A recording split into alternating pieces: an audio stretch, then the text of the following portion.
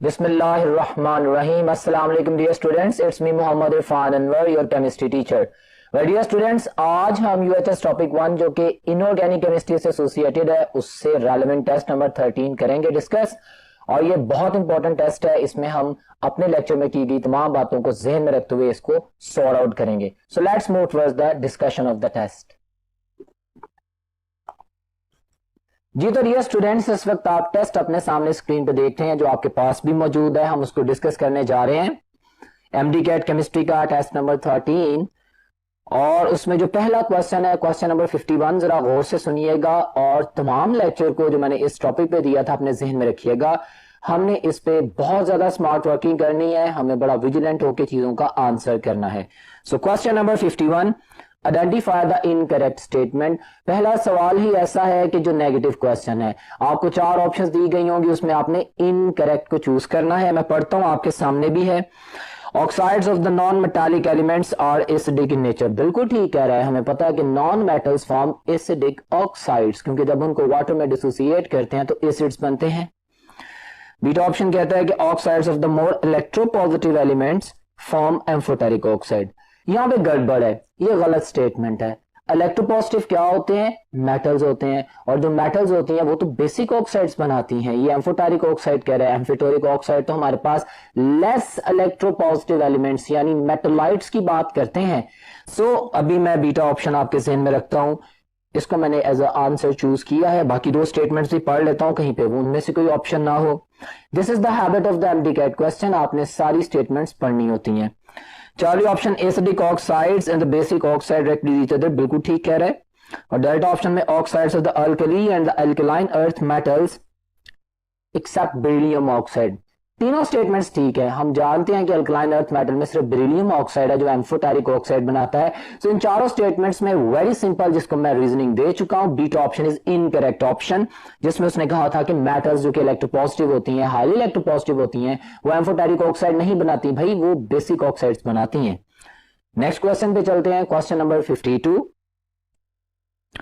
Consider the following statements. Okay, हम देखते हैं क्या कह रहा है। मैग्नीशियम क्लोराइड की बात करता है, कहता है पार्शली आयोनिक, ठीक है। Aluminium chloride partially ionic, okay. SiCl4 partially covalent, ये भी ठीक है। PCl3 partially covalent. क्वेश्चन क्या है? Which of the above statement is correct?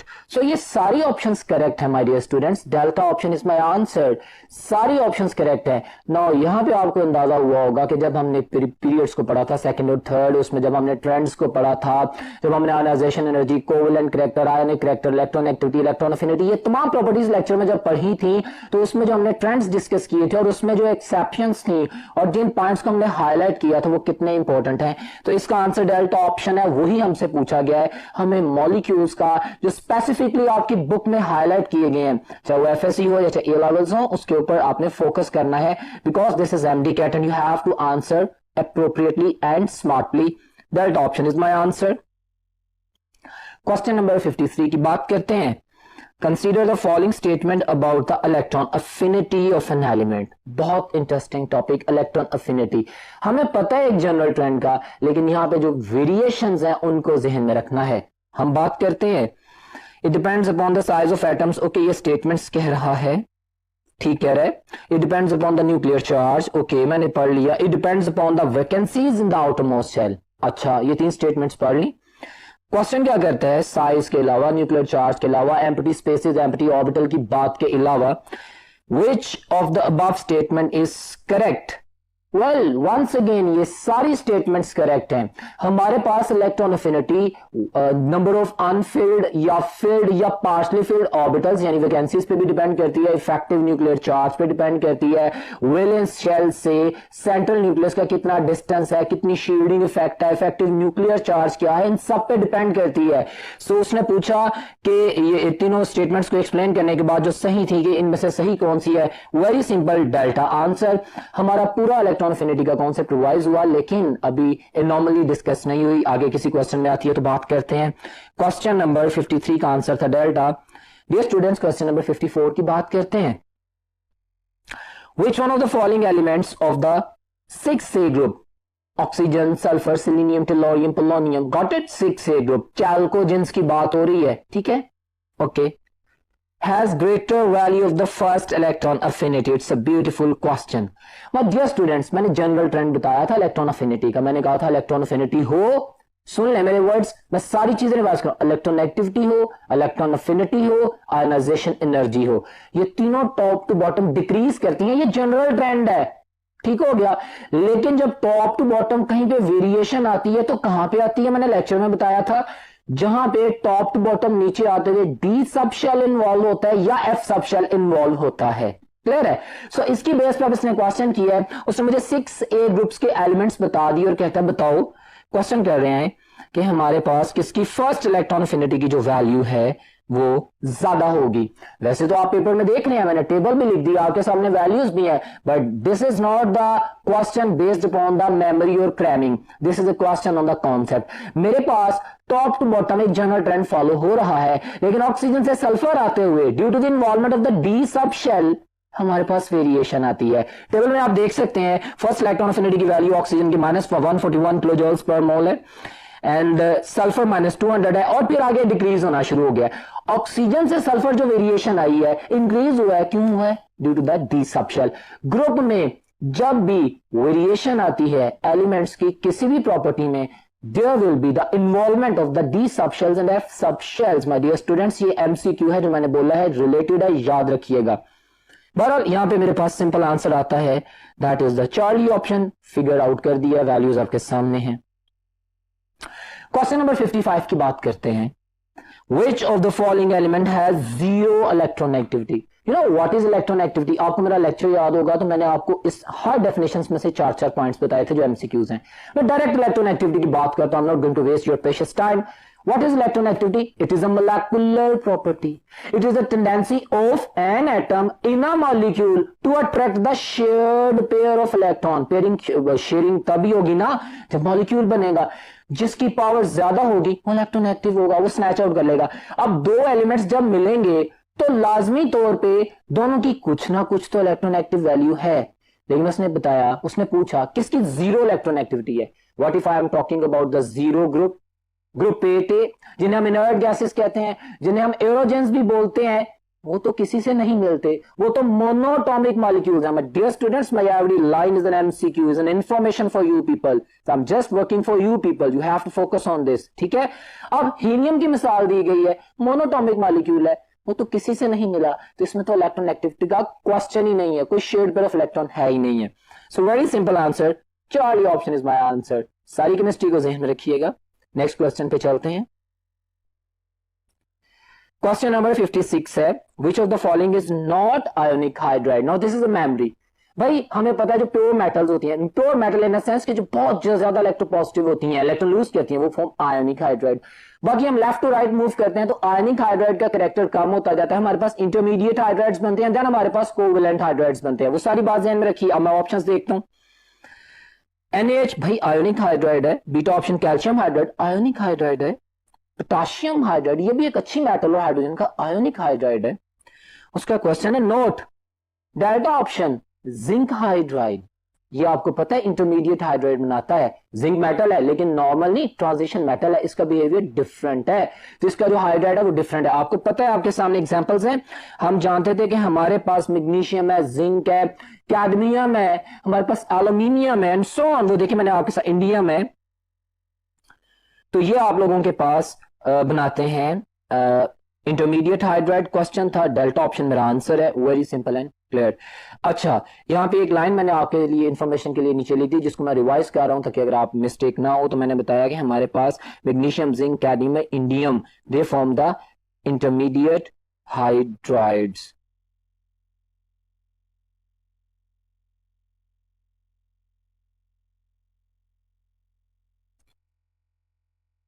Question number 57 है, mark the incorrect statement about the oxidation state of the central atom of the compound. Incorrect statement ढूंढनी है जी। वंस अगेन नेगेटिव क्वेश्चन, हम देखते हैं क्या है इनकरेक्ट स्टेटमेंट। लेक्चर हमारे जहन में चल रहा है। इन KMnO4 the oxidation state of manganese is +7। You know मैंने आपको ऑक्सीडेशन स्टेट कैलकुलेट करना सिखाया था। चलें हम इसको सॉल्व करते हैं व्हाइट बोर्ड पे, मेरे साथ चलें नेक्स्ट बोर्ड पे। जी तो डियर स्टूडेंट्स, अभी आप देखेंगे मैं स्टेटमेंट पढ़ता हूं। उसने क्वेश्चन नंबर 57 में अल्फा ऑप्शन दी है KMnO4। ओके, फिर उसने बात की है पोटेशियम डाइक्रोमेट की। ओके, फिर उसने बात की है ऑफ कोर्स सोडियम पार्जिनेट की।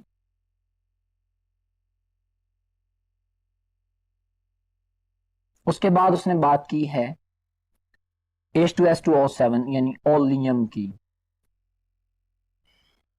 ऑक्सीडेशन स्टेट हम कैसे कैलकुलेट करते हैं? वेरी सिंपल, जिसकी हमने ऑक्सीडेशन स्टेट कैलकुलेट करनी होती है उसको हम X कह देते हैं। अब उसने इसमें ट्रांजिशन मेटल्स की ऑक्सीडेशन स्टेट को फाइंड आउट करने का कहा। मिसाल के तौर पे इसमें इसने सल्फर की भी बात की। ओके, अब बाकी हम एलिमेंट्स की ऑक्सीडेशन स्टेट का तो हमें पता है, जैसे ऑक्सीजन -2 होता है और पोटेशियम मेटल पे +1 चार्ज है। मैं पहला केस एग्जाम्प्लीफाई कर रहा हूं, तो ये -2 है, ये +1 है। अब मुझे बताएं 4 मल्टीप्लाइड बाय -2 -8 हो जाएगा एंड दिस इज +1। ओवरऑल इसके ऊपर चार्ज -7 बचता है। मॉलिक्यूल न्यूट्रल है तो इसको न्यूट्रलाइज करने के लिए +7 होगा। वो टिपिकल ट्रेडिशनल मेथड ये भी है कि हमारे पास हमने x की वैल्यू फाउंड आउट करनी है, तो पोटेशियम की फिगर आउट कर लें, इसमें प्लस कर दें x, फिर इसमें प्लस कर दें, -2 मल्टीप्लाइड 4 और आंसर आ जाएगा 0। By solving this you can get the +7। बिल्कुल इसी तरह यहां पे भी आप -2 +1 और x की वैल्यू फाइंड आउट कर लेंगे। -2 यहाँ पे +1 सोडियम पे, हाइड्रोजन पे +1 और -2। You will be able to simply answer the oxidation states. अब इसके बेस के ऊपर उसने क्वेश्चन किया, हम सॉल्व करते हैं।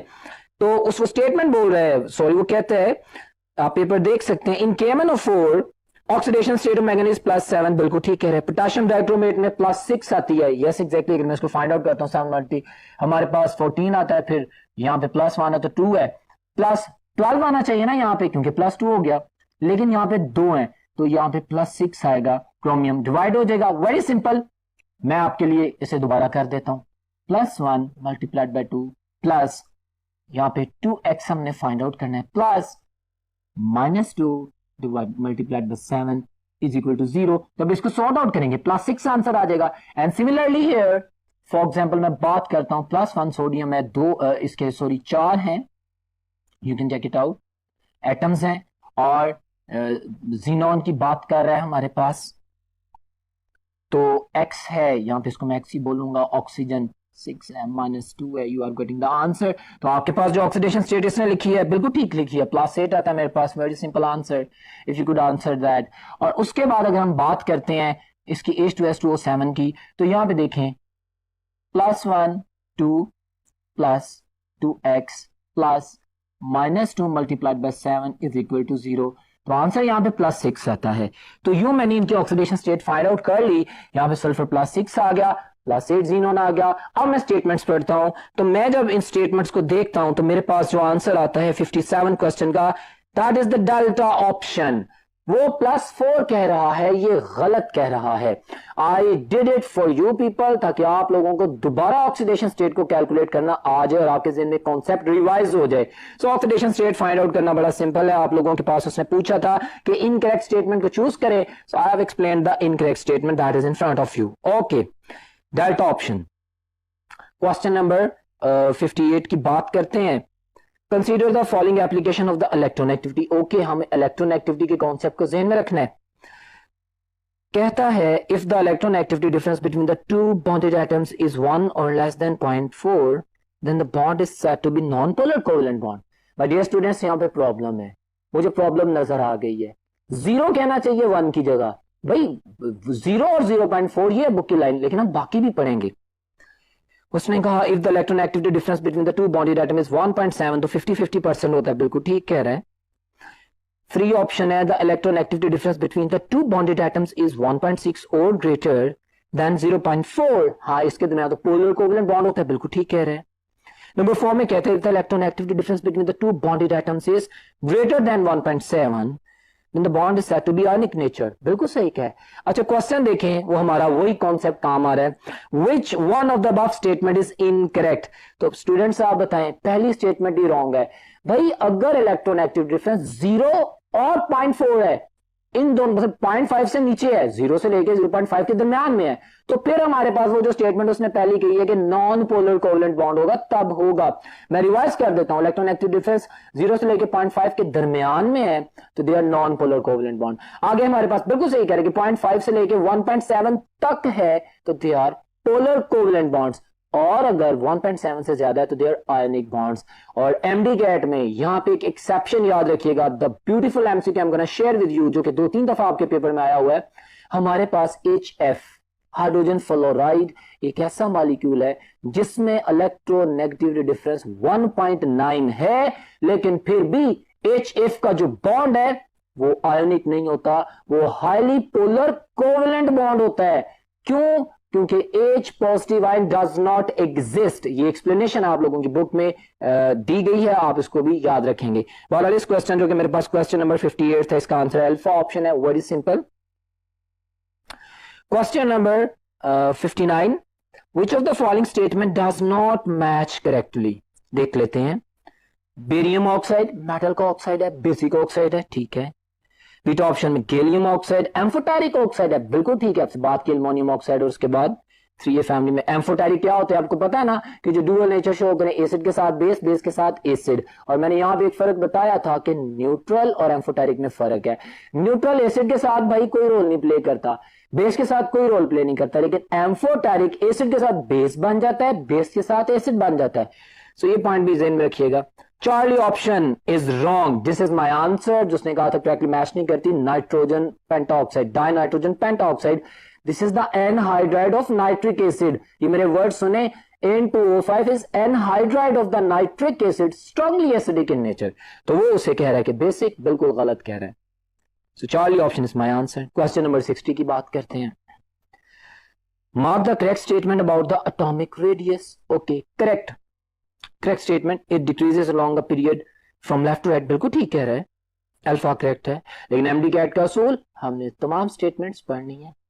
Beta option, it increases from top to bottom in a group, बिल्कुल ठीक कह रहा है, ये दोनों बातें ठीक हैं। So Charlie option is my answer, very simple answer, you can get the information, it's very simple question. Next question पे चलते हैं students. Question number 61, mark the correct statement about the electron affinity. Electron affinity, you know what is electron affinity? Amount of energy released or absorbed when one electron is added into the valence shell of an isolated atom. ठीक है ना, electron affinity। और मैंने यहां से related कुछ MCQs भी share किए थे कि हमारे पास first electron affinity value may be positive, may be negative, may be endothermic, may be exothermic, मैं MCQs बोल रहा हूं। और सेकेंड इलेक्ट्रॉन अफिनिटी हमेशा एंडोथर्मिक होगी, पॉजिटिव होगी। अब इन तमाम चीजों को ज़हन में रखते हैं, रिवाइज करने के बाद स्टेटमेंट पढ़ते हैं। उसने बोला करेक्ट स्टेटमेंट बताएं। Okay, the element of the 2A group having valence shell electronic configuration NS2 have positive electron values. उसने हमसे करेक्ट स्टेटमेंट पूछा, ऐसा तो नहीं है, मतलब ऐसा है। उसने पूछा कि the element of the 2A group having valence electronic NS2 completely filled हो जाता है ना, तो एनर्जी लगानी पड़ती है उसकी स्टेबल इलेक्ट्रॉनिक कॉन्फ़िगरेशन को डिस्टर्ब करने के लिए, एंडोथर्मिसिटी, बिल्कुल सही कह रहा है अल्फा ऑप्शन। बीटा ऑप्शन कहता है the element of the 8A group having the valence, वो भी कंप्लीटली फिल्ड है, स्टेबल है। अब उसको डिस्टर्ब करने के लिए भी आपको फर्स्ट इलेक्ट्रॉन अफिनिटी इंडोर्स करनी पड़ेगी, एनर्जी पॉजिटिव होगी, एंडोथर्मिक होगी। Charlie option is my answer. दोनों स्टेटमेंट्स ठीक हैं जिनको मैंने जस्टिफाई किया। ध्यान से आंसर करना है आप लोगों ने, बड़े मिले जुले क्वेश्चंस होते हैं। So Charlie option is my answer, very simple and clear, जिसको मैंने जस्टिफाई किया। क्वेश्चन नंबर 62 की बात करते हैं। विच of the following statement is incorrect. Negative question, गलत को ढूंढना है। Okay, among all the elements in the periodic table chlorine has the highest electron activity. ये तो बिल्कुल गलत है। हम जानते हैं कि हाईएस्ट इलेक्ट्रॉन एक्टिविटी तो फ्लोरीन की होती है। कितनी होती है? 4.0। बल्कि पीरियोडिक टेबल में सबसे ज्यादा इलेक्ट्रॉन एक्टिविटी फ्लोरीन ही की होती है, 4.0। और रिलेटेड एमसीक्यू सुन ले students, this is for you people, the all work done that I have done, that is for you people. हमारे पास इस प्रॉपर्टी की वजह से कि फ्लोरीन से ज्यादा इलेक्ट्रॉन एक्टिव कोई नहीं है, और दूसरा उसमें डी सब शेल नहीं है। फ्लोरीन वो वाहिद एलिमेंट है पीरियोडिक टेबल का जिसकी सिर्फ एक ही ऑक्सीडेशन स्टेट होती है, दैट इज -1। माइनस ही होगी क्योंकि इससे ज्यादा कोई इलेक्ट्रॉन एक्टिव नहीं है, और 1 इसलिए होती है कि इसको सिर्फ एक इलेक्ट्रॉन चाहिए होता है। तो यहां पे मैंने फ्लोरीन की डिस्क्रिप्शन कर दी, जो उसने स्टेटमेंट बोली थी वो बिल्कुल गलत है। मैं बाकी स्टेटमेंट्स भी पढ़ लेता हूं। बहरहाल अल्फा आंसर अभी तक मेरा पॉसिबल आंसर है। General electron configuration of the P block element सही कह रहा है। There are 8 electrons in the third period of the periodic table. 8 elements, बिल्कुल सही कह रहे हैं। Element of the group 1, 2, 13, 14, 15, 16, 17, ये S और P ब्लॉक की बात कर रहे हैं, known as the representative elements, exactly. Transition elements आपको पता है ना, D सीरीज, और फिर हमारे पास F ब्लॉक एलिमेंट्स भी होते हैं। इनर ट्रांजिशन, आउटर ट्रांजिशन की केमिस्ट्री है। D block outer transition, F block inner transition, और बाकी जो S और P सब शेल की फैमिलीज के हैं, they are the representative element. सारी बातें ठीक हैं। Alpha option is wrong option. Question number 62 का मैंने क्लैरिफाई किया तमाम statements. Next question, question number 63, which of the following factor does not affect the ionization.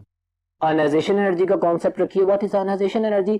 The minimum amount of energy required. It is always required, it is always positive, it is always endothermic. Clear? मेरे lecture को ध्यान में रखिएगा।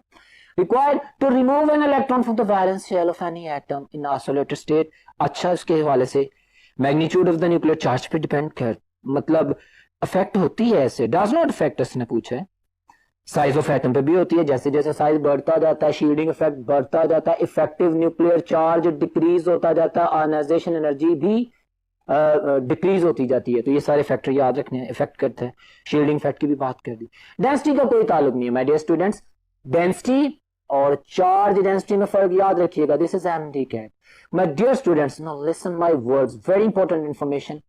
अगर मैं atomic number की बात करूं, अगर मैं एटॉमिक मास की बात करूं, और अगर मैं डेंसिटी की बात करूं, तो ये तीन ऐसी प्रॉपर्टीज है जो लेफ्ट टू राइट और टॉप टू बॉटम दोनों सूरतों में इंक्रीज ही करती हैं। खाली डेंसिटी लेफ्ट टू राइट भी, टॉप टू बॉटम भी इंक्रीज ही करती है। अब अगर मैं बात करूं चार्ज डेंसिटी की, तो चार्ज डेंसिटी फिर चूंकि चार्ज पर यूनिट वॉल्यूम है तो वो टॉप टू बॉटम डिक्रीज करेगी, क्योंकि साइज बढ़ता जा रहा है, चार्ज ग्रुप में उतना है। ठीक है, यहां तो उसने सिर्फ डेंसिटी की बात की, इसका आयनाइजेशन एनर्जी से कोई कनेक्शन नहीं है, कोई रोल नहीं है। It is not going to affect the ionization energy, and you know ionization energy is also called as the index of the metallic character. ये भी चीजें याद रखिएगा। Very simple answer question number 63 का, डेल्टा ऑप्शन। क्वेश्चन नंबर 64 की बात करते हैं। Magnesium is a metal, okay, but chlorine is a non metal, okay, हम जानते हैं।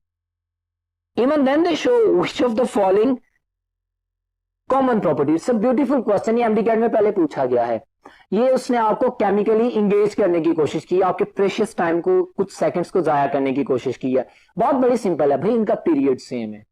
They have only one common property कि उनका पीरियड सेम है। ये हमारे पास, आप जानते हैं ना, मैग्नीशियम से स्टार्ट करें। अगर हम फर्स्ट ग्रुप की बात पर करें और मतलब सेकंड पीरियड की बात करें, लिथियम है, उसके बाद सोडियम है, फिर बेरिलियम के बाद मैग्नीशियम है थर्ड पीरियड में। तो मैग्नीशियम भी थर्ड पीरियड में है, क्लोरीन भी थर्ड पीरियड में है। इनकी यही कॉमन प्रॉपर्टी, और कोई भी प्रॉपर्टी मैच नहीं करती। मैग्नीशियम मेटल है, क्लोरीन नॉन मेटल है, उसका आयनिक कैरेक्टर, उसका कोवेलेंट कैरेक्टर, इसकी बेसिक प्रॉपर्टी उसकी एसिडिक प्रॉपर्टी है। सो बस एक ही प्रॉपर्टी मैच करती है, they have the same period. Very simple. And the art of asking a question, very simple. Charlie option.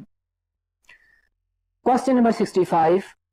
An element with atomic number 20 is placed in which period of the periodic table? So atomic number 20 है, मैंने period को identify करना है। What shell I do? मैंने आपको बताया था, सिखाया था, हम इलेक्ट्रॉनिक कॉन्फ़िगरेशन करेंगे। So why not I am going to repeat this for you people. Atomic number 20 में मैं तो बता दूंगा अभी आपको, लेकिन आपके सामने प्रैक्टिस कर रहा हूं कि एटॉमिक नंबर 20 है, मुझे कुछ नहीं पता, मैं कॉन्फ़िगरेशन भूल गया हूं, तो कोई बात नहीं, मैं नए सिरे से कर लेता हूं। You better know, watch on the white board. First I shall add school, school, public school, like this, PS। Watch this, let's suppose I 1S, 2S, 2P, 3S, 3P and 4S। मैं 20 करूं, इसमें दो electron आ गए, क्योंकि सब shell S में एक ही orbital है, और सब शेल एस में एक ऑर्बिटल है, और एक ऑर्बिटल में मैक्सिमम 2 इलेक्ट्रॉन्स आ सकते हैं, 2, 4। और P में PX, PY, PZ 3 ऑर्बिटल्स होते हैं सब शेल P में, तो इसमें 6 इलेक्ट्रॉन आ गए, टोटल 10 हो गए। फिर 2S में 12 हो गए, फिर 6 इसमें 18 हो गए, और 4S2 में 20। मेरा क्वेश्चन था कि पीरियड, तो भाई जो मेरे पास प्रिंसिपल क्वांटम नंबर है वो मुझे बताएगा कि कौन सा पीरियड चल रहा है, या फिर उसने जो बात की थी क्वेश्चन की वो मैंने आपके सामने जस्टिफाई कर दिया. So answer is very simple. The question answer is the delta option and that is the number 4th period जो मैंने कॉन्फ़िगरेशन से आपके सामने प्रूफ कर दी है. सो क्वेश्चन नंबर 65 को कैसे आंसर करना है, ऐसे सवालों को आपने कैसे जवाब देना है, आपके सामने बता दिया गया है. You will write the configuration और एंड वाला जो भी सब शेल आएगा उसके साथ जो भी प्रिंसिपल क्वांटम नंबर होगा दैट इज द पीरियड. ठीक है, go for the next question. Question number 66 है students, which of the following element has smaller first ionization energy. अच्छा, आयनाइजेशन एनर्जी के ट्रेंड्स की बातें करने से पहले ना, अब इसने जो क्वेश्चन स्टार्ट किए हैं उसके लिए मैंने आपके लिए बोर्ड वर्किंग की है. If you could see on the board, आप देखें इधर जी. तो डियर स्टूडेंट्स, आप देख सकते हैं इस वक्त आपके सामने व्हाइट बोर्ड के ऊपर मैंने कुछ प्रॉपर्टीज लिख दी थी, हमारे टॉपिक से रिलेटेड बुनियादी बात थी जो कि एक्सप्लेन करनी थी. Got it. अब इसमें आप देखें मैंने सिंपल हमारे मतलब 2 पीरियड्स लिख दी हैं, उसमें कुछ चीजों को हाईलाइट किया. मैंने आयनाइजेशन एनर्जी के हवाले से जो ग्राफ बनाया था ये बहुत जरूरी था. क्यों? क्योंकि इस तरह के क्वेश्चंस आने और बार बार आने हैं. पहली बात मैं रिपीट करना चाह रहा हूं, ये मैंने लेक्चर में भी बताया था. हम जानते हैं left to right ionization energy increase करती है, टॉप टू बॉटम डिक्रीज करती है. अब मैंने ये लेफ्ट टू राइट ग्रुप 1 है, 2 है, 3 है, 4 है, 5 है, 6 है, 7 एंड 8 है, ये ग्रुप्स का ट्रेंड लिख दिया. हम जानते हैं कि वेरिएशन आती है आयनाइजेशन एनर्जी की ग्रुप 2 और 3 के दरमियान में, ट्रेंड से एनोमली आती है, हट जाता है. क्यों? मैंने बताया था लेक्चर में ऑर्बिटल स्टेबिलिटी. हमारे पास ग्रुप 2a में s2 कंप्लीट हो जाता है, ऑर्बिटल कंप्लीटली फिल्ड हो जाता है, and we know completely filled orbital is maximum stable, और मैक्सिमम स्टेबल चीज को डिस्टर्ब करना बहुत मुश्किल होता है. मैंने इलेक्ट्रॉन एफिनिटी में भी यही कॉन्सेप्ट यूज किया था, आयनाइजेशन एनर्जी में भी ये कॉन्सेप्ट यूज होगा. हमारे पास अगर आयनाइजेशन एनर्जी की बात की जाए तो ग्रुप 2a के एलिमेंट्स की आयनाइजेशन एनर्जी रूल के मुताबिक तो 3a से कम होनी चाहिए ना, क्योंकि लेफ्ट टू राइट इंक्रीज कर रही है. लेकिन ऐसा नहीं होता, ग्रुप 2a की आयनाइजेशन एनर्जी ज्यादा होती है 3a के मेंबर से. क्यों बोला? क्योंकि इनका ऑर्बिटल कंप्लीटली फिल्ड है. आगे 3a में इरेगुलरली फिल्ड आ जाता है, ns2 np1 कॉन्फ़िगरेशन आ जाती है. बिल्कुल इसी तरह अगर मैं 5a और 6a की बात करूं तो मेरे पास 6a की आयनाइजेशन एनर्जी ज्यादा होनी चाहिए ना, बट 5a की ज्यादा होती है. 5a जो निक्टोजेंस है, नाइट्रोजन, फास्फोरस, आर्सेनिक, एंटीमनी, उनकी आयनाइजेशन एनर्जी 6a के एलिमेंट से ज्यादा होती है. पता क्यों होती है? अगर हम एक ही पीरियड में मूव करें लेफ्ट टू राइट तो उसकी रीजन ये है कि यहां पे ऑर्बिटल हाफ फिल्ड होता है, and we know half filled orbitals are more stable than the partially filled orbitals. And बाकी ट्रेंड वही चलता है, highest ionization energy noble gases की होती है. अब इस क्वेश्चन को मैं एक्सप्लेन करता हूं, आपके सामने पेपर है. उसने कहा which one of the following element has the smaller first ionization energy. Smaller पूछी है, ओके हम देख लेते हैं. ऑक्सीजन ग्रुप 6a का, ओके ऑक्सीजन एक तो ये आ गया. फिर उसने बोला नाइट्रोजन का, नहीं भाई बीटा ऑप्शन में नाइट्रोजन है, नाइट्रोजन की ऑक्सीजन से ज्यादा है, अभी तक ऑक्सीजन की कम है. फ्लोरीन ग्रुप 7 एक है, इसकी ज्यादा है, और हीलियम 8 एक है. तो मेरे पास जो ग्रुप 6a का एलिमेंट है इन 4 में से वो सिर्फ ऑक्सीजन है. सो वेरी सिंपल आंसर, मेरे पास ऑक्सीजन ही तो है कि जिसकी आयनाइजेशन एनर्जी 5, 6, 7 और 8 ग्रुप्स में से सबसे कम है, क्योंकि ये 6a में पाया जाता है. सो very simple answer, you can get the answer. उसके बाद पेपर में आप देख रहे हैं question, next question number 67. Identify the incorrect statement about the period of the modern periodic table. Incorrect statement देखनी है जी, देख लेते हैं. स्टेटमेंट है, ऑप्शन ए कहता है कि it is horizontal row of the elements from left to right in the periodic table. ठीक कह रहे हैं, पीरियड की डेफिनेशन है. Beta it is related to the number of the shells involved in the, बिल्कुल ठीक है. अभी मैंने इस क्वेश्चन को भी किया था कि जो भी प्रिंसिपल शेल होता है पीरियड में शेल सेम रहता है. ठीक हो गया. पीरियड में कौन सी प्रॉपर्टी सेम रहती है? शेल सेम रहता है. Okay Charlie, it is denoted by Roman numerals. उसका क्वेश्चन क्या था कि इनकरेक्ट ऑप्शन देखनी है, और उसमें वाजे तौर पे हमें कह रहे हैं भाई रोमन न्यूमेरिक्स में आपके सामने लिखा भी हुआ था मैंने थोड़ी देर पहले व्हाइट बोर्ड के ऊपर, हम तो ग्रुप्स को शो करते हैं, पीरियड्स को 1 2 3 अरेबिक न्यूमरल्स में रिप्रेजेंट करते हैं. तो ये स्टेटमेंट देखें कितना आसान क्वेश्चन उसने क्वेश्चन बना दिया है. It worth it matters in your competition, तो आपको इस चीज का भी पता होना चाहिए. So Charlie option is an incorrect option. बाकी डेल्टा ऑप्शन भी हमारे पास बिल्कुल ठीक है. Period of the modern table is 7. तो हमारे पास चार्ली ऑप्शन वाज़े तौर पे गलत स्टेटमेंट है जो आपके सामने है. क्वेश्चन नंबर 68 की बात करते हैं. Keeping in view the size of atoms, okay which order is correct. अब आपको एटॉमिक साइज का ट्रेंड भी पता है ना. अगर आप व्हाइट बोर्ड पे देखें तो आप देख सकते हैं मैंने आपका जो सारा लेक्चर है उसको यहाँ पे आपके क्वेश्चंस को सॉल्व करने के लिए हाईलाइट भी कर दिया। मैंने atomic size, ionic size, electronegativity, electron affinity, ionization energy, electrical conductance, metallic character, जिनकी बेसिस पे बहुत ज्यादा क्वेश्चंस आते हैं, और ऑक्सीडेशन स्टेट को तो मैंने सॉल्व भी किया। ये सारी चीजें आपके जहन में होनी चाहिए। अब उसने चूंकि एटॉमिक रेडियस की बात की है, हम जानते हैं left to right in a periodic table effective nuclear charge के बढ़ने की वजह से और शेल के सेम रहने की वजह से साइज डिक्रीज करता है, चाहे वो आयनिक हो चाहे वो एटॉमिक हो। और आपको याद है मैंने आयनिक साइज में जो ट्रेंड आपको लेक्चर में बताया था, मैंने कहा था कि पहले केटाइंस बनते हैं, unipositive, then dipositive, then tripositive, और मैंने कहा था जितना ज्यादा पॉजिटिव चार्ज होगा उतना स्मॉलर साइज होगा। फिर मैंने कहा था जितना ज्यादा नेगेटिव चार्ज होगा उतना लार्जर साइज होगा। Anions are always larger than the neutral atom and neutral atom is always larger than the cations. Done हो गया। फिर उसके बाद इनमें भी फर्क किया था, trinegative ion is larger than the di and the di is larger than the uninegative ion. All the story you can memorize. अब उसकी बेस के ऊपर हम क्वेश्चन कर रहे हैं, एक्सप्लेनेशन कर रहा हूं मैं। मेरे पास left to right side decrease करता है, टॉप टू बॉटम इंक्रीज करता है। उसने इस सारे कॉन्सेप्ट को रिवाइज करने के बाद एक क्वेश्चन को जस्टिफाई कर रहा हूं मैं। Keeping in view the size of atoms which order is correct. तो भाई अगर मैं नाइट्रोजन और कार्बन का कॉम्बिनेशन देखता हूं, नाइट्रोजन 5 में है, कार्बन 4 में है, कार्बन का साइज बड़ा है क्योंकि 4 से 5 जाते हुए साइज डिक्रीज होगा। अल्फा ऑप्शन गलत है। बीटा ऑप्शन सेम सिनेरियो में फास्फोरस सिलिकॉन बिल्कुल गलत है। उसी के नीचे की बात कर रहे हैं ना ग्रुप की। Charlie argon is larger than chlorine. भाई आर्गॉन जो है वो ग्रुप 8A में है, वो भी सेम स्टोरी चल रही है, और क्लोरीन हमारे पास 7A में। Left to right size decrease करता है, तो ये तो उलट बता रहा है। अगर मैं बात करता हूं lithium is larger then beryllium, तो ये डेल्टा ऑप्शन मेरा आंसर है। लिथियम हमारे पास 1A ग्रुप में है, बेरिलियम 2A ग्रुप में है। लेफ्ट साइज पे जो साइज बड़ा है और राइट साइज पे साइज छोटा है। Delta option is the correct. मैं स्टूडेंट्स वैल्यूज को क्रैम नहीं करना, कॉन्सेप्ट को फॉलो करना है, ठीक है, क्योंकि वैल्यूज को आप क्रैम कर ही नहीं सकते। Concept are very simple and clear, और एमडी कैट में क्वेश्चंस कॉन्सेप्ट की बेस के ऊपर आएंगे। आपने देखा कि मैं हर क्वेश्चन की आंसर की कंप्लीट डिस्क्रिप्शन सिर्फ इसलिए दे रहा हूं और उससे रिलेटेड तमाम पॉइंट्स बोल रहा हूं कि क्वेश्चन किसी भी तरह का पूछ सकता है। When we are here to prepare for the MD CAT test, then we are here for the complete and perfect preparation, जिसके लिए इन तमाम एक्सप्लेनेशंस का याद रखना जरूरी है। सो very simple answer but it could be complicated, the delta option. Next question, question number 69. In a period, gradual reduction in the atomic radius is more significant in the longer periods. You know, it is the definition of lengthened contraction.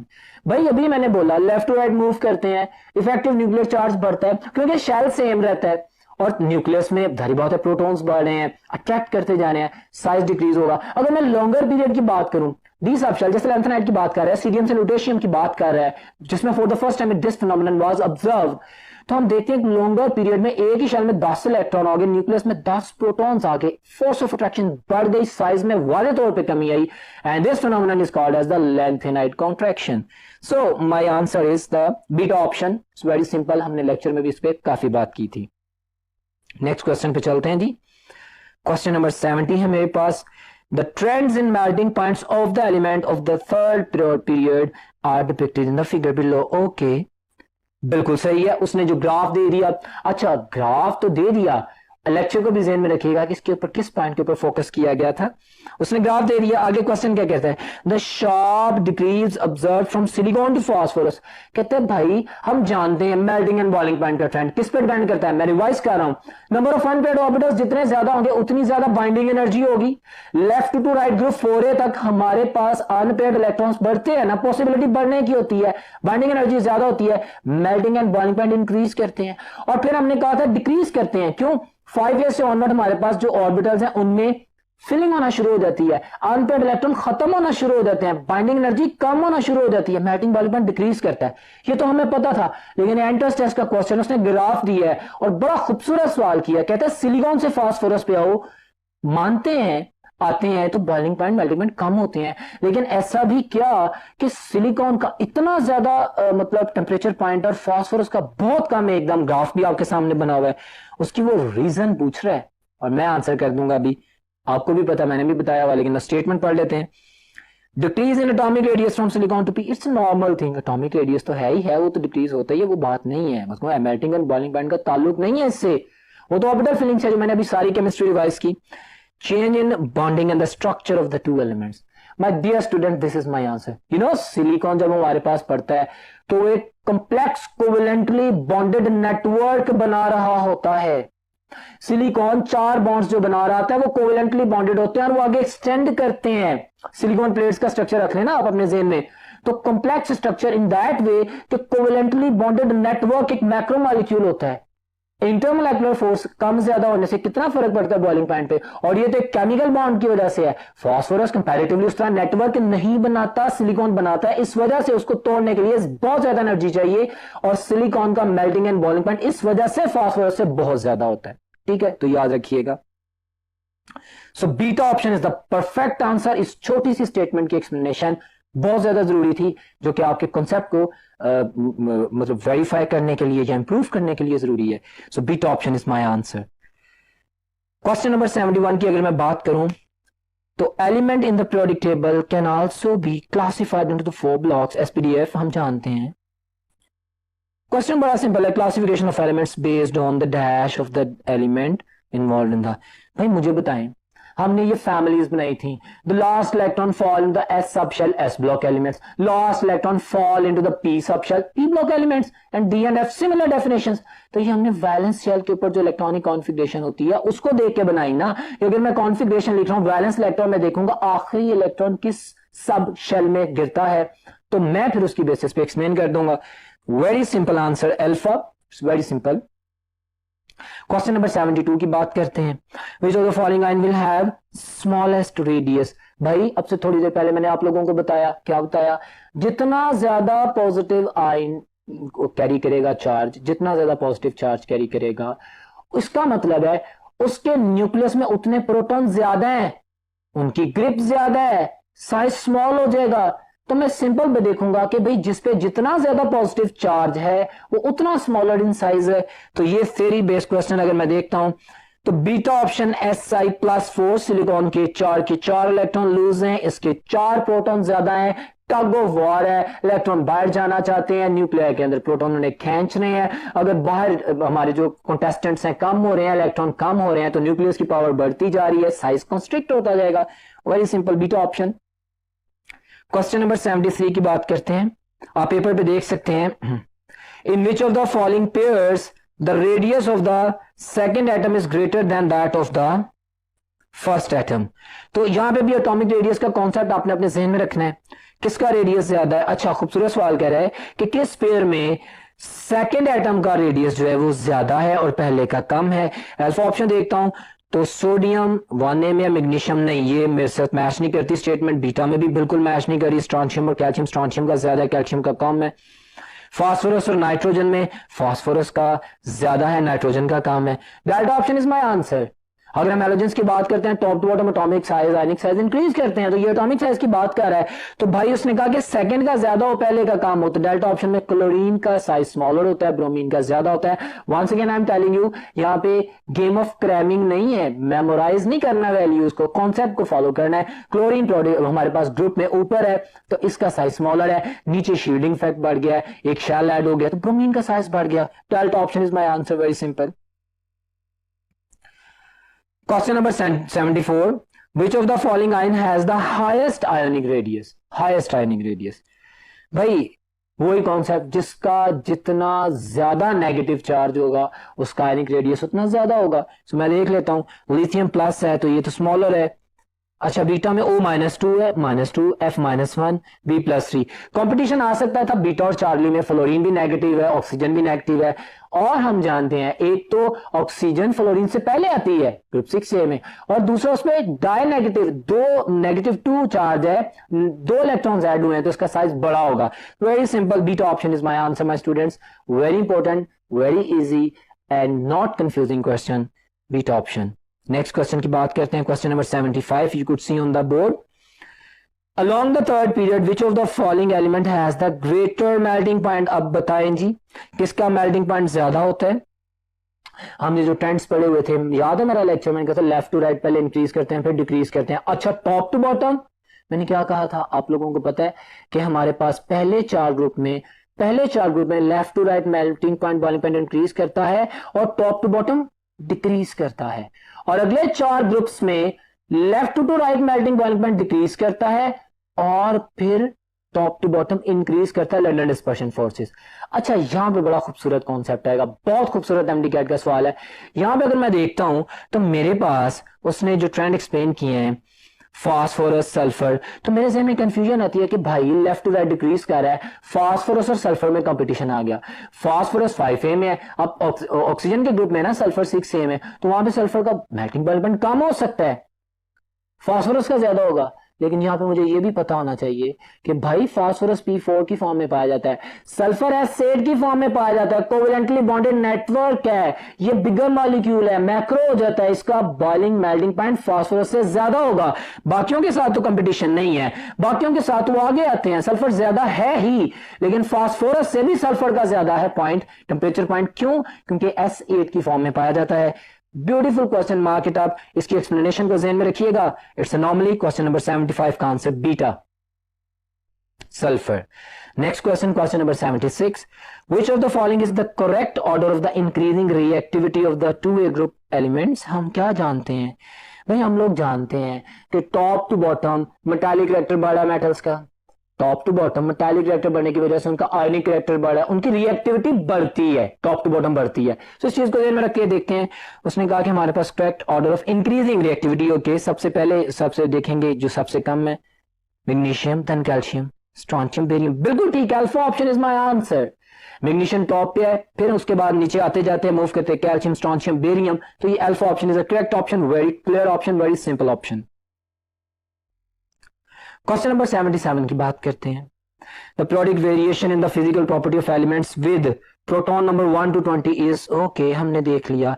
उसने हमारे पास elements जो 1 से लेके proton number यानी atomic number 1 से 20 तक सबका graph बना दिया है, और ये ग्राफ बड़ा फेमिलियर है, हम जानते हैं इसको, पढ़ के हमें। इसमें उसने हाइड्रोजन से हीलियम फर्स्ट पीरियड की बात की जो कि शॉर्टेस्ट पीरियड है, फिर मेरे पास लिथियम से लेके नियॉन तक जाता है, सेकंड पीरियड है, अच्छा, और फिर थर्ड पीरियड है, एंड सो ऑन, वो चलता जा रहा है। क्वेश्चन क्या करता है, the elements which are shown at the peak are the noble gases. Yes, we know that. Extreme पे है ना,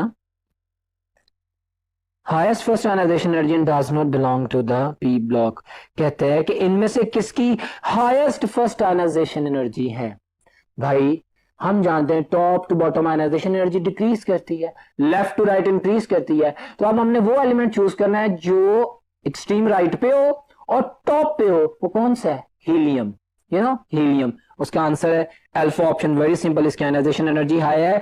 और खूबसूरती देखें इस क्वेश्चन की, ग्राफ आपके सामने है, no need to get confuse about, आपके सामने लिखा हुआ है, आप देख सकते हैं ग्राफ, क्योंकि हीलियम की सबसे ज्यादा आयनाइजेशन एनर्जी है। So alpha option is my answer. Question number 78, ऐसे सवाल आते हैं, बाज़ एमडीकैट में ऐसे क्वेश्चंस भी आते हैं कि आंसर्स स्टेटमेंट में मौजूद होते हैं, आपको थोड़ा सा गौर करने की जरूरत होती है, इसके लिए relax mind and smart working बहुत रोल प्ले करती है।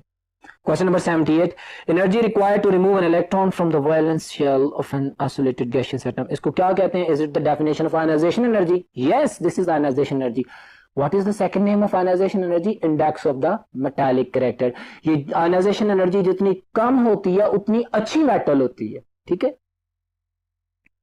Next question, question number 79, okay, once again the graph, the following sketch shows the melting point of the 8 elements, ठीक है, with consecutive atomic numbers, okay, which element is silicon, okay। इसी तरह का graph अभी तो हम पढ़ के आए हैं, हमने जब सिलिकॉन के ही मेल्टिंग एंड बॉइलिंग पॉइंट की बात की थी इसी पेपर के स्टार्ट में, तो वो दोबारा ग्राफ कॉपी हो गया, लेकिन अब एलिमेंट के नाम की जगह उसने ABCD लिख दिया है। तो वेरी सिंपल, हाईएस्ट पीक किसकी थी जिसको मैंने अभी डिस्कस किया है, तो हमारे पास चार्ली ऑप्शन है भी सी, यानी लेटर सी जो कि चार्ली ऑप्शन में है, यही मेरा आंसर है, और ये सिलिकॉन की बात कर रहा है। सो वेरी सिंपल, इसको हम डिबेट करके आ चुके। क्वेश्चन नंबर 80 की बात करते हैं, dear students, the cause of the periodicity of the element is because of similar periodicity की बात कर रहा है।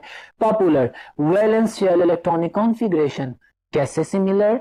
एक ग्रुप में वैलेंस इलेक्ट्रॉनिक कॉन्फ़िगरेशन सेम होती है ना, NS2, NP1, NP3, NP6, जो भी कह लें आप, ठीक है। वैलेंस शेल इलेक्ट्रॉनिक कॉन्फ़िगरेशन जिन जिन एलिमेंट्स की सेम होती है वो सेम ग्रुप में रखे जाते हैं, और ग्रुप में जो एलिमेंट्स पाए जाते हैं वो सिमिलर बिहेवियर शो करते हैं। सेम नहीं कह रहा, सिमिलर, सिमिलर मीन मिलता जुलता, ठीक है। और पीरियड में मूव करते हैं तो कॉन्फ़िगरेशन चेंज होती है, एक इलेक्ट्रॉन ऐड होता है और वेरिएशन इन प्रॉपर्टीज आती हैं जो कि हम पढ़ रहे हैं। सो बहरहाल ये सिंपल आंसर था, beta option is the answer. Question number 81 students, very important, the elements for which the value of ionization energy is low can. भाई उसका क्वेश्चन है कि हमारे पास the elements for which the value of ionization energy low can lose electron easily. उसने statements लिखी हैं। भाई आयनाइजेशन एनर्जी क्या है? It is the amount of energy required to remove an electron. जितना मुश्किल होगा इलेक्ट्रॉन को रिमूव करना, उतनी ज्यादा आयनाइजेशन एनर्जी होगी। और अगर आयनाइजेशन एनर्जी कम है तो बड़ी आसानी से इलेक्ट्रॉन लूज हो जाएगा। So very simple answer, beta option. Question number 82 students, the species argon potassium and the calcium plus 2 are isoelectronic. ठीक है, isoelectronic. What do you mean by isoelectronic? ऐसे स्पीशीज एक न्यूट्रल एटम या कोई cation या कोई एनाइन जिनमें number of electrons एक जैसे हों, आइसोइलेक्ट्रॉनिक। क्लियर हो गया? उसने बात की है 3 की, आर्गॉन है, डेफिनेटली इसको भी हम जानते हैं। इसमें हमारे पास आर्गॉन 18 होते हैं, पोटेशियम में 19 होते हैं, तो K प्लस हो गया, मतलब एक इलेक्ट्रॉन चला गया, 19 से फिर 18 हो गए। कैल्शियम में 20 होते हैं तो 2 इलेक्ट्रॉन चले गए, प्लस 2 है तो 18 हो गए। ठीक हो गया। क्वेश्चन क्या करते हैं, किस पैटर्न में उनके रेडियस इंक्रीज करते हैं? ओके, मैं देखता हूं, ऑप्शंस अल्फा नहीं है। भाई हमें जो क्लियर पता है, हमें पता है कि जो डाई पॉजिटिव आयन है उसका स्मॉलेस्ट साइज होगा, फिर यूनी पॉजिटिव डाई पॉजिटिव से बड़ा होगा, और न्यूट्रल एटम यूनी पॉजिटिव से भी साइज में बड़ा होगा। ये वही कॉन्सेप्ट पूछा गया है। सो अगर मैं देखता हूं तो delta option is my answer, very simple and clear, delta option, और जस्टिफिकेशन वही है। क्वेश्चन नंबर 83 की बात करते हैं। The trend show in the graph is for. अभी तो हम ये ग्राफ देख के आए हैं, इसी ग्राफ की बेस पे तो क्वेश्चन किया है, उसी ग्राफ को रिपीट कर दिया है, जिसमें उसने 3 पीरियड्स बताए हैं। Hydrogen to helium first period, the shortest period, उसके बाद सेकंड एंड थर्ड पीरियड। किसका ग्राफ था? आयोनाइजेशन एनर्जी का। मुझे कैसे पता चला? क्योंकि एक पीरियड में जब सेकंड और थर्ड पीरियड में बिलखुसूस जब मूव कर रहे हैं तो वेरिएशन के पॉइंट आते हैं, और वेरिएशन मैंने पहले व्हाइट बोर्ड पे भी आपको बताया था कि हमारे पास ग्रुप 2A और 3A में, 5A और 6A में आती है। वही वेरिएंट पॉइंट्स आपके सामने एलिमेंट्स में लिख दिए गए हैं। वेरी सिंपल, ये आयोनाइजेशन एनर्जी का ग्राफ है। So Charlie option is my answer. आपने क्वेश्चंस को देख के कंफ्यूज नहीं होना, ठीक है? आपने उसे समझने की कोशिश करनी है कि बाज़ क्वेश्चन का स्ट्रक्चर बहुत कॉम्प्लेक्स होता है, लेकिन बड़ी माइनर सी बात पूछी गई होती है। That's why it is being called as the smart working. आपने वो चीज आंसर करनी है जो पूछी जाए, बड़ा रिलैक्स होकर करनी है। सो क्वेश्चन नंबर 84 की बात करते हैं। विच of the following is true about sodium, silicon and sulphur? Sodium, silicon and sulphur, इनका पीरियड सेम होता है। ओके, हम देख लेते हैं, मैंने आपको बता दिए। Their chlorides are ionic solids. Well जी कंफर्म नहीं है सिलिकॉन में कहां से आ गया, सल्फर तो कोवेलेंट बनाता है, गलत कह रहा है। Covalent bond is found in most of the compounds, ये तो एक केमिकल स्टेटमेंट ही नहीं है, मोस्ट ऑफ द कंपाउंड। भाई बताएं कौन सी, बिल्कुल नहीं related. They are in the same period of the periodic table, yes this is my answer, जो मैंने आपको जस्टिफाई किया था। आपको आपके सामने मैंने व्हाइट बोर्ड पे पीरियड इसीलिए लिखे हैं कि आपको कम से कम ये जो मैंने लिखा है ना, ये याद होना चाहिए। इस व्हाइट बोर्ड पे कम से कम जो मैंने लिखा है ये पूरा स्केच आपके जहन में होना चाहिए। So you will be able to answer all this questions very simple way. Next question की बात करते हैं। Question number 85, identify the incorrect statement about the decrease in atomic radius across a period. Decrease in atomic radius हो रहा है, उसकी उसने reasons दी गई होंगी। आपने जो इनकरेक्ट है, जो इररेलेवेंट है, जो गलत है, उसको चूज करना है। पहला कहता था न्यूक्लियर चार्ज इंक्रीज, बिल्कुल सही कह रहे हैं जी। बीटा ऑप्शन कहता है the addition of the extra shell, this is wrong. Period में शेल ऐड नहीं होते, ग्रुप्स में शेल्स ऐड होते हैं।